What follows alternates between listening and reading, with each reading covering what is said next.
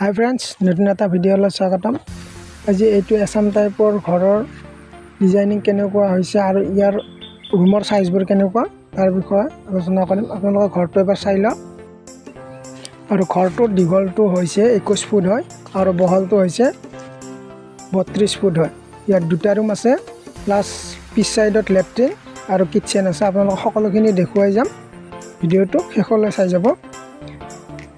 ৰুমৰ সাইজবোৰ আপোনালোকক কৈ আছোঁ কেনেকুৱা ৰুমৰ সাইজ বনোৱা হৈছে। এখন ফ্ৰণ্টত উঠি এইটো বাৰান্দা হয়। এই বাৰান্দাখনৰ সাইজ দিয়া হৈছে 16 বা 7 হয়। চাই লওক। ঘৰটোত অলৰেডি পুটিঙৰ কাম চলি আছে, কালাৰ কৰা। এইটো বেডৰুমটো আৰু বাৰান্দাখন অলৰেডি মাৰা হৈছে। এইটো হৈছে বেডৰুম। বেডৰুমটোত সাইজ হৈছে আপোনালোকৰ 14 বাই 16। চালক ফ্লোৰবোৰ ঢালাই কৰি ৰখা হৈছে। ইয়াত টাইলছ কৰা হ'ব। আৰু ঘৰটোৰ এইটো ৰুমত হৈছে এনেকুৱা সাইডত 4 পল্লা খিৰিকী, ফ্ৰণ্টত 4 পল্লা খিৰিকী, এনেকুৱা টাইপত ৰুমবোৰো বনোৱা হৈছে। আৰু এইখন মাজৰ দৰ্জা হয়।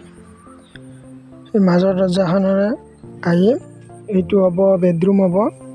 এই বেডৰুমটো যেহেতু ইয়াৰ কিচেনৰ কাম চলি আছে, এইটো অলপ আনডিচিপ্লিন হৈছে, লেতেৰা হৈছে অলৰেডি। এইটো কালাৰ কৰা হোৱা নাই, সেইটো কালাৰ কৰা হোৱাৰ পিছত এইটো কালাৰ কৰা হ'ব। আৰু এই ৰুমটো হ'ব 21 বাই 32 হয়। চাই লওক, এইটো খুব আহল বহল ৰুম হয়। এইটো বেডৰুম হ'ব। ইয়াৰ পিছ চাইডত কিচেনৰ কাৰণে ইয়াৰ ছাতৰ কাম চলি আছে অলৰেডি। লেট্ৰিন বাথৰুমটো হৈছে, আপোনালোকে এবাৰ চাই লওক লেট্ৰিন বাথৰুমটো কিমান সাইজত দিয়া গৈছে। এইটো লেট্ৰিন বাথৰুম হ'ব। ইয়াৰ বহলটো দিয়া গৈছে 7 ফুট আৰু দীঘলটো দিয়া গৈছে 10 ফুট। ইয়াত লেট্ৰিন বাথৰুম হয়। এনেকুৱা টাইপত ছাদ দিয়া গৈছে, পিছত গাঁথনি কৰা গৈছে 5 ইঞ্চি গাঁথনি। এই বেডৰুমটোৰ ছাইডৰে এইখন দৰ্জাৰে ইয়াত কিটচেন হ'ব। এই কিটচেনৰ কাৰণে অলৰেডি ছাদ ফিটিং হৈ আছে। এইটো কিটচেন হ'ব আৰু ইয়াৰ কিটচেনটো সাইজ দিয়া গৈছে 10 বাই 10 হয়। এইটো কাম অলৰেডি চলি আছে। এনেকুৱা টাইপত ঘৰটো ডিজাইন কৰা গৈছে। দুটা ৰুম হয় আৰু লগত লেট্ৰিন বাথৰুম আৰু কিটচেন।